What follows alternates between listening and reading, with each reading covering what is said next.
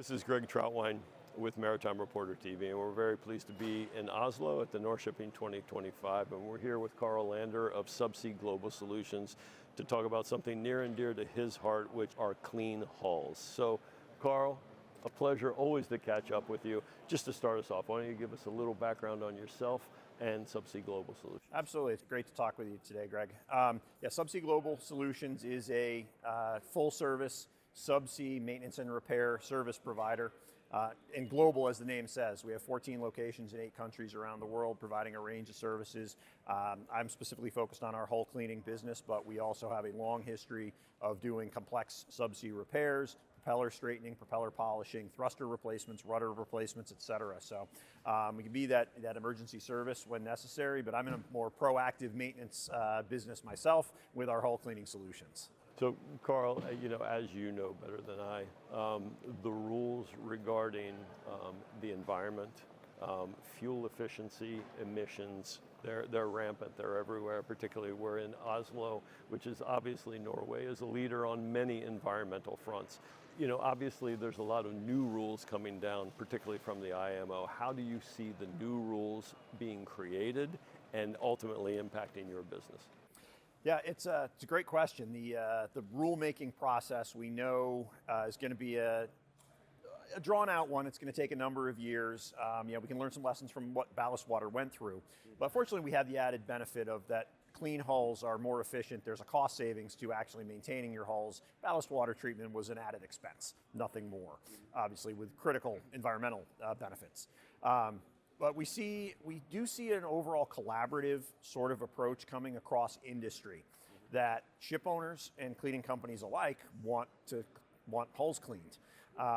Coating companies are working their own solutions as well, and I think we're going to see a more synergistic approach coming as how we approach it. The regulators are concerned with a variety of issues. There's really 3 factors at play.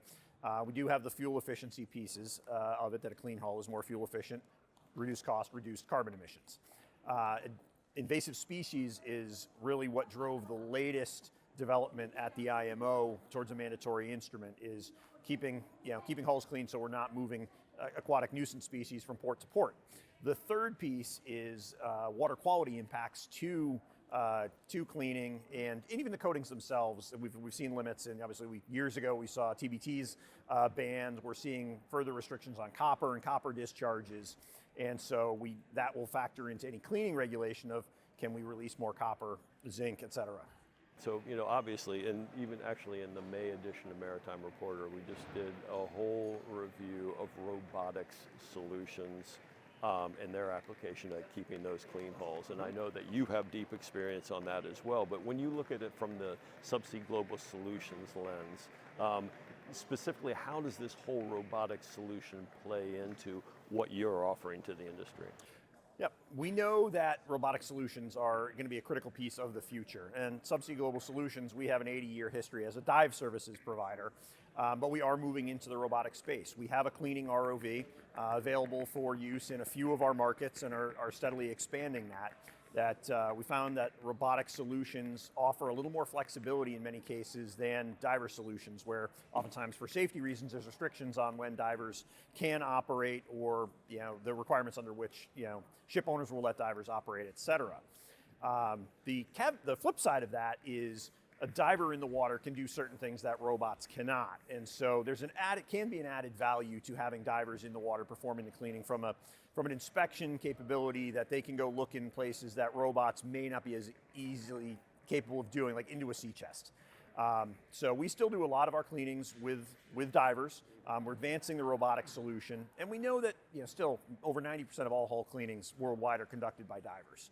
And we're going to see that transition, particularly as requirements for filtration, capture, and treatment of the removed waste increase. That's harder and more challenging for divers to complete on the vertical sides and flat bottom at least. Divers are always going to have a place, or for a long time will have a place for niche area cleaning particularly.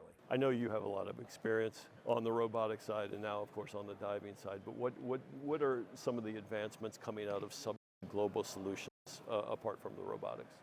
So this goes in adjacent to our robotic solutions, but it connects with our diver solutions as well, is advancing our filtration and treatment capabilities that so many ports now are putting in requirements ahead of any pending IMO regulations to capture the material that's released from the hull during a cleaning evolution and ensuring it's properly treated and harmful's returned to the environment. So that means filtering down to 10 or even 1 micron on any solids that are collected, treatment of suspended metals in the water. So we're removing copper and zinc from the water that we're processing.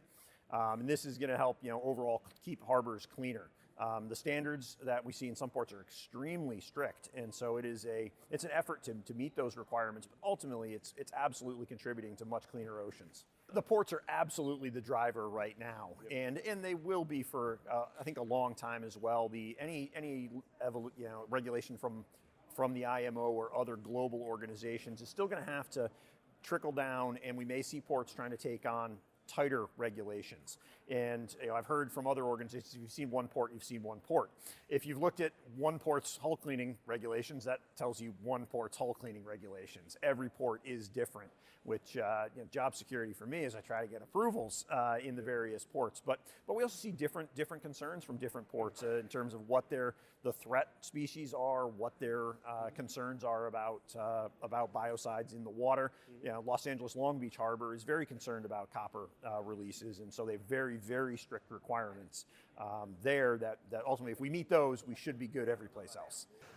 Again, Karl, I find it endlessly fascinating how the local and the regional regulations kind of work in tandem, sometimes perhaps against international regulations. I'm sure we could have a much longer conversation about all the various ports and all the various regulations, but I know one in particular, New Zealand, has some unique or some particular regulations that you've been looking at. I guess, how are these rules formed, and I guess how do you see them impacting not only yourself but the industry in general? Yeah, New Zealand is definitely impacting the industry globally. They put a regulation in place requiring basically requiring recent inspections of any ships coming into New Zealand to ensure they don't have any potential invasive species living on the hull. And so they have a pretty detailed set of requirements about what species are acceptable and what are not. So you need very thorough inspection, and it's not just the kind of cursory lazy swim inspections that ship owners often ask for. This is a very detailed biofouling inspection that looks at every overboard discharge into every sea chest. And they're looking to make sure there's really no macro fouling on the hull, minus with the exception of some goose barnacles. So it's an effort to get ships in.